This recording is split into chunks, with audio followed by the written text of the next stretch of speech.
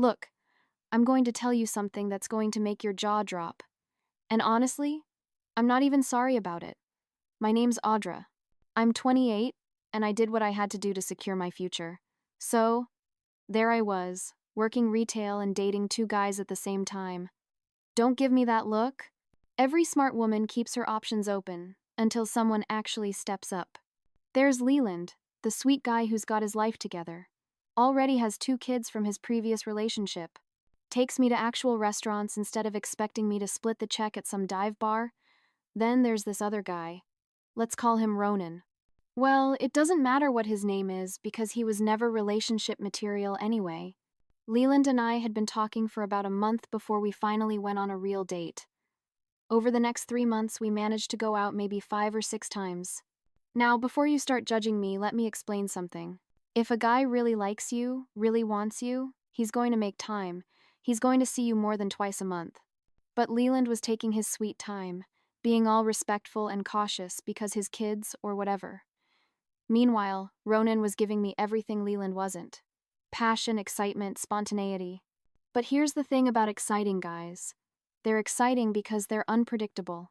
And unpredictable doesn't pay bills or provide stability. Ronan would disappear for days, show up at my apartment at midnight, make me feel like the most important person in the world for a few hours, then vanish again. Pure chemistry, zero commitment. I'm not stupid. Okay, I could see the writing on the wall with both situations. Leland was moving slower than molasses, probably comparing every woman to his ex-wife or being overly cautious because he didn't want to mess up his custody arrangement. Ronan was never going to change. He was one of those Peter Pan types who thinks settling down means giving up his freedom. But Leland, man, when he talked about his kids, you could see how much he loved being a dad. He'd light up telling me about their soccer games and helping with homework, the cute things they'd say. He was the kind of guy who actually showed up when he said he would, who remembered things I told him, who made me feel like I mattered even though we were taking things slow. All my friends were getting married, having babies, posting these perfect family photos on Facebook, while I was stuck in this weird dating limbo with two guys who couldn't fully commit to me. I was tired of it, tired of wondering if I was wasting my time. Tired of watching everyone else move forward with their lives while I was still figuring out if either of these guys saw a future with me. That's when I missed my period. Just like that, everything changed. I'm sitting there staring at the pregnancy test. And instead of panicking like most people would, my brain went straight into planning mode. I knew exactly whose it was. Leland and I hadn't even gotten that far yet, which honestly was starting to make me wonder if he was even attracted to me or just enjoyed having someone to take to dinner. But sitting there with that positive test, I realized this might actually be the universe giving me exactly what I needed. A chance at the life I wanted with a man who was already proven as a father who had his stuff together, who treated me better than any guy ever had. The timing was just perfect, like everything was finally falling into place. I studied that test for probably 20 minutes, my mind racing through all the possibilities. Leland was financially stable, emotionally mature, already talking about wanting more kids someday. He was the kind of guy who would step up, who would do the right thing. Ronan, he'd probably disappear the second he heard the word pregnant or worse, stick around and drag me into his chaotic lifestyle. The choice was obvious. Leland was my future.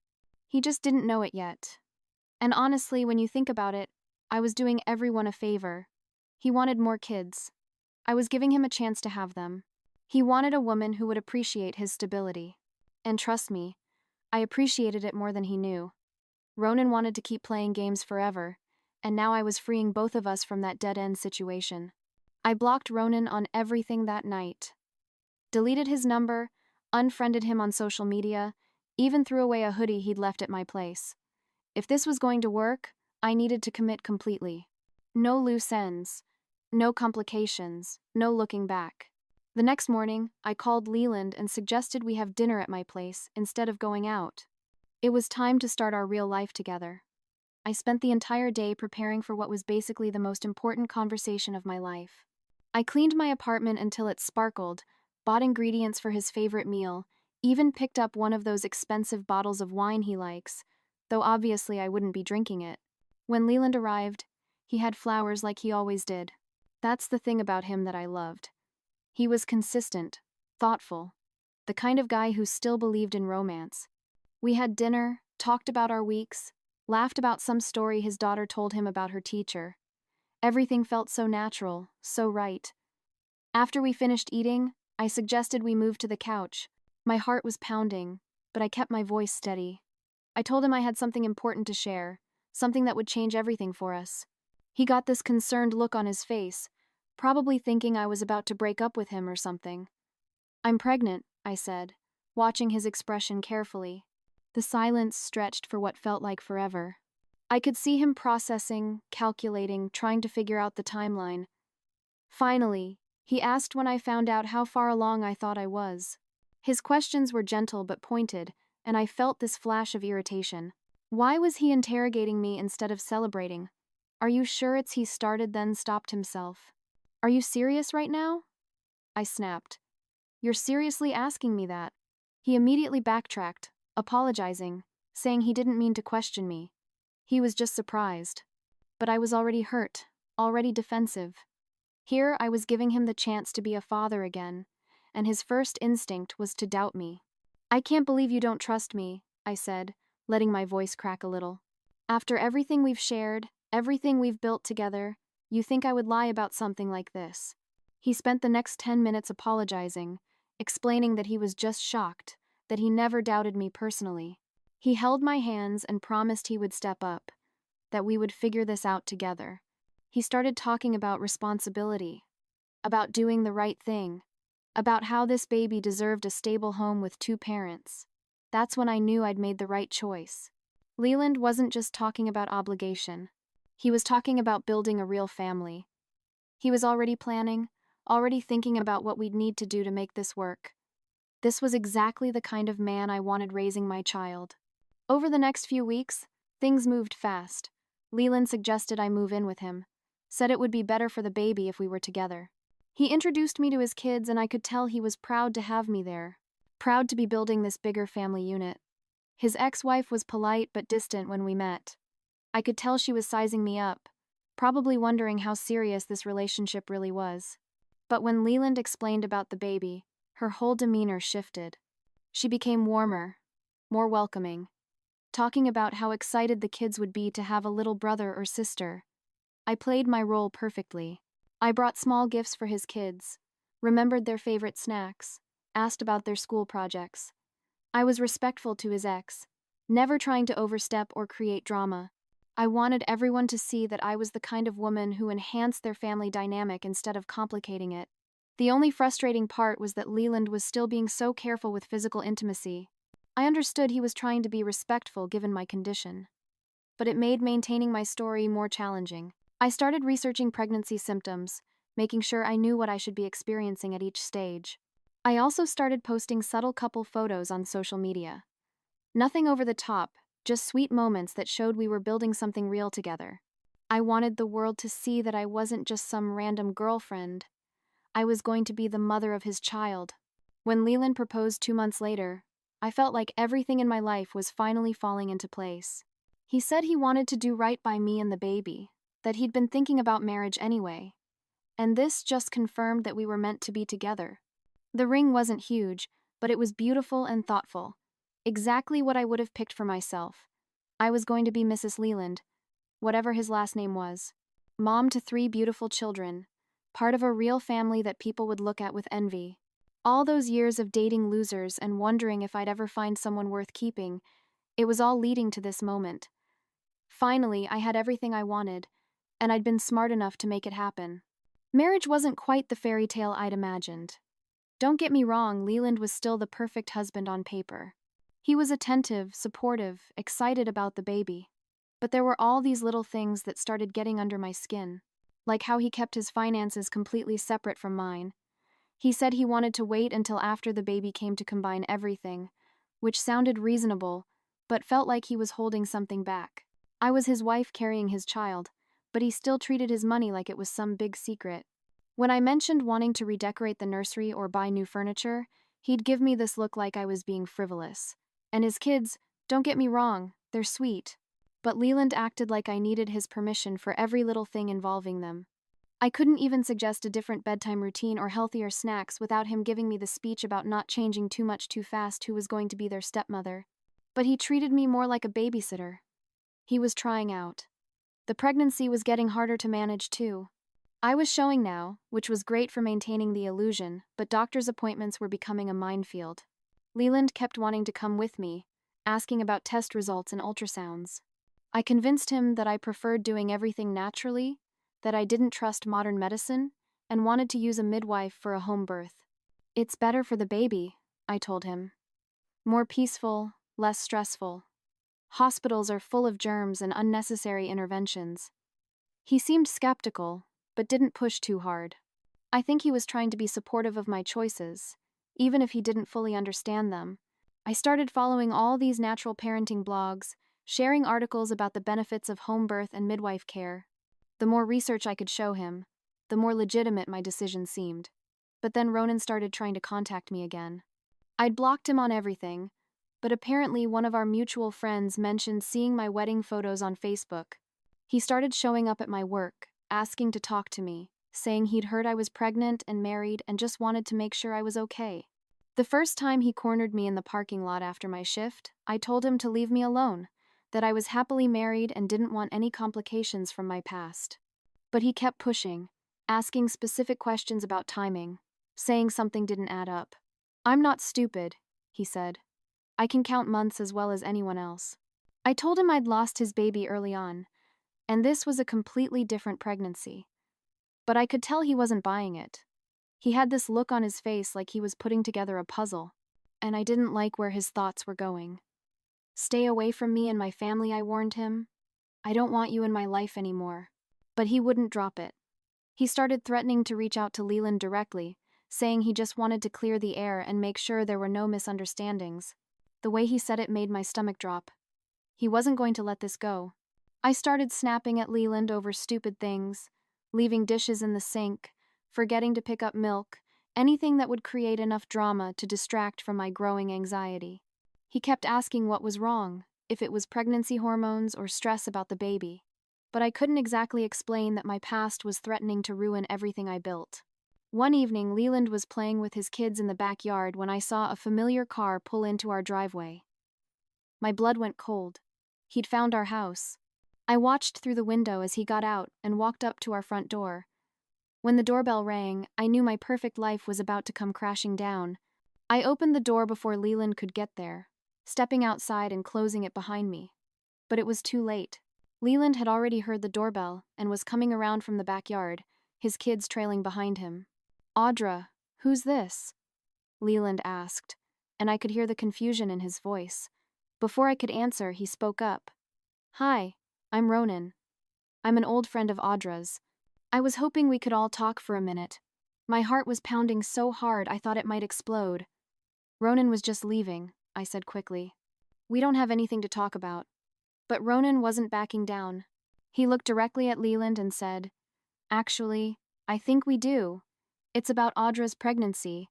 The words hung in the air like a bomb waiting to explode. Leland's expression shifted from confusion to concern, and I knew I had seconds to control this situation before it spiraled completely out of control. This is harassment, I said loudly, hoping the neighbors might hear. I've told you to leave me alone, but you keep stalking me. Leland, call the police. Ronan's eyes widened. Stalking? Audra? What are you talking about? You know that's not what this is about.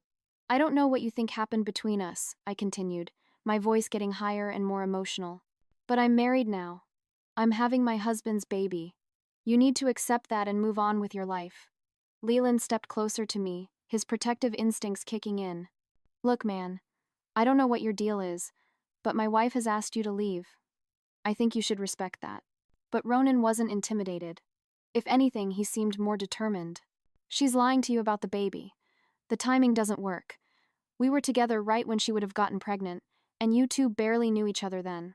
That's not true, I shouted, but my voice cracked, and I knew it sounded desperate. Leland, don't listen to him. He's been obsessed with me since we broke up. He can't handle that. I chose you. Leland looked between us, and I could see him trying to process what was happening. What exactly are you saying? He asked Ronan. I'm saying the baby might be mine, and she knows it. The silence that followed was deafening. Leland's kids had stopped playing and were staring at us from across the yard. I felt like the entire world was watching this moment unfold. You're insane, I said, but my voice was shaking now. Leland, he's lying. He's trying to ruin our marriage because he can't stand that I'm happy. But Leland was looking at me differently now, studying my face like he was seeing me for the first time.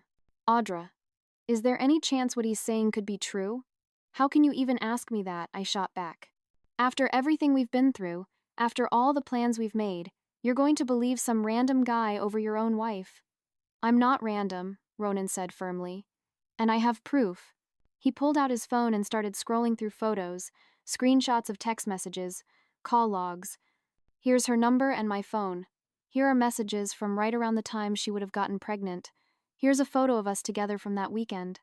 Leland took the phone and started looking through everything. His face went pale as he saw the evidence laid out so clearly. The dates, the messages, the timeline that made my story impossible. Audra, he said quietly, we need to talk. But I was in full panicked mode now. This couldn't be happening. Not when I was so close to having everything I wanted. He's doctored those screenshots, I said desperately. Anyone can fake text messages. Leland, you know me. You know I wouldn't lie about something like this. Then take a paternity test, Ronan said. If you're so sure the baby is his, prove it. The suggestion hit me like a physical blow. Absolutely not, I said immediately. Those tests can be dangerous for the baby. I'm not risking my child's health because some psycho is trying to destroy my marriage. But my refusal only made things worse. Leland was staring at me with this expression I'd never seen before. Disappointment mixed with suspicion and something else I couldn't identify.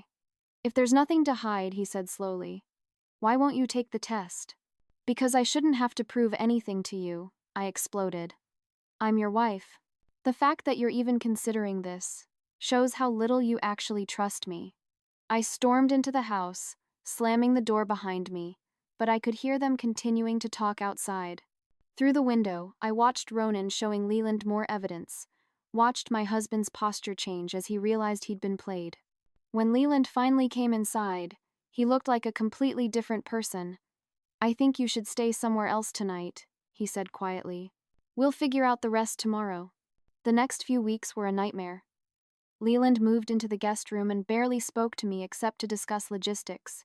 He'd arranged for a court-ordered paternity test despite my protests. And suddenly, I had lawyers calling me, paperwork to sign, appointments I couldn't avoid. I tried everything to fix things. I cried. I pleaded. I promised we could work through this together. I told him Ronan had forced himself on me, and I'd been too ashamed to tell the truth. I said I was scared and confused and just wanted our family to stay together. But Leland had gone cold in a way I'd never seen before. He looked at me like I was a stranger, like everything we built together was just an elaborate lie. Which, okay, maybe some of it was, but that didn't mean my feelings weren't real. I can't believe anything you say anymore, he told me one morning over coffee. Every time I think I understand what happened, you change the story. I was protecting you, I said desperately. I didn't want you to be hurt by what he did to me. Stop, he said firmly. Just stop lying. We both know what really happened here. Ronan had been busy too. Apparently, he'd filed harassment charges against me for the false accusations, and his lawyer was threatening to sue for defamation. Suddenly, I had legal problems on top of everything else, and I couldn't afford a good attorney on my retail salary. The worst part was how quickly everyone turned against me. Leland's ex-wife, who'd been so welcoming before, now looked at me with disgust when she came to pick up the kids. His friends stopped inviting me to things. Even people at work started treating me differently after the drama spilled over onto social media. I tried to control the narrative, posting vague messages about going through a difficult time and asking for prayers and support. But Ronan had screenshots of everything, and some mutual friends started sharing the real story. Soon, everyone knew exactly what I'd done. The paternity test results came back on a Tuesday. I was at home alone when Leland got the call from his lawyer. I watched through the kitchen window as he sat in his car in our driveway for almost an hour just staring at the paperwork. When he finally came inside, he didn't say anything. He just handed me the results and went upstairs to pack. The baby wasn't his, obviously, but seeing it in black and white, official and undeniable, made everything feel final in a way I hadn't expected. Leland, please. I called after him. We can still make this work. I love you. That part was never a lie. He stopped halfway up the stairs and turned back to look at me. You were never going to tell me the truth, were you? Even now, even with all the evidence, you're still trying to manipulate the situation. I was scared, I said.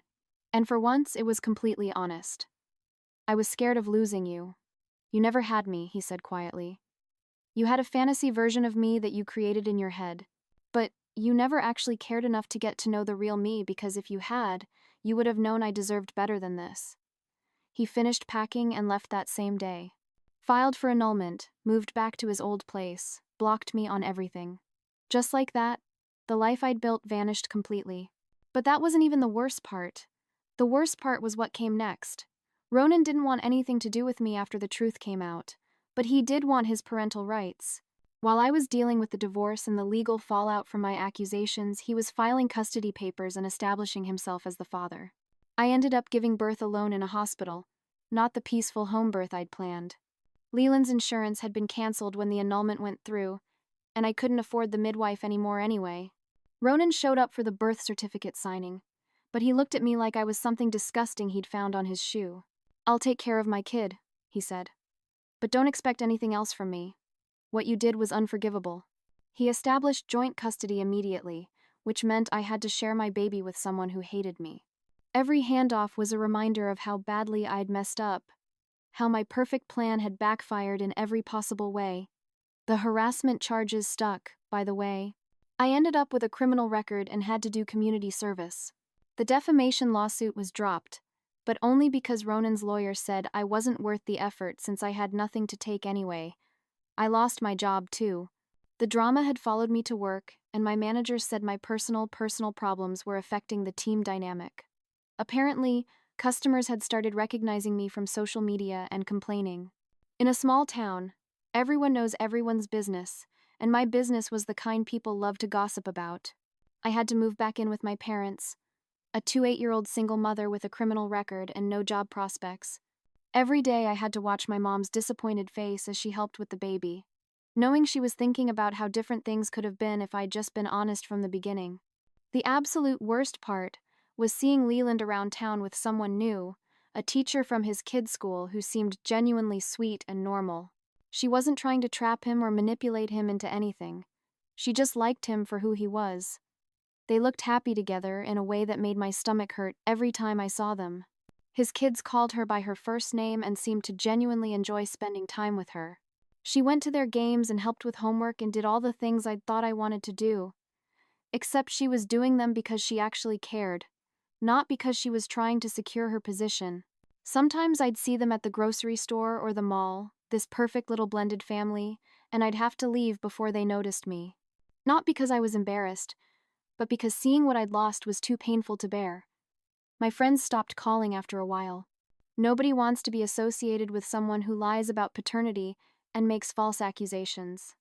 My social media feeds became a wasteland of old posts that nobody liked or commented on anymore. I tried dating again eventually, but guys would Google my name and find all the drama, or they'd hear the story from someone else. In a small town, that kind of reputation follows you everywhere. I was known as the girl who tried to trap a guy with someone else's baby, and that's not exactly an attractive quality to most men. The baby's actually beautiful, by the way. Looks just like Ronan, which is another daily reminder of my choices. I love her completely, but every time I look at her, I remember that she could have grown up with a real family, with a father who chose to be there instead of being legally obligated to be there. Ronan's a decent dad. I'll give him that. He takes his time seriously, always shows up when he's supposed to, provides everything she needs, but he still looks at me like I'm something he stepped in, and I know that's never going to change. My daughter's going to grow up knowing that her parents can't stand each other, and it's entirely my fault. Sometimes I wonder what would have happened if I'd just been honest from the beginning. Maybe Ronan would have stepped up anyway. Maybe Leland and I could have stayed friends. Could have built something real based on truth instead of lies. Maybe I wouldn't be living in my childhood bedroom, working part-time at a gas station, watching everyone else live the life I thought I deserved.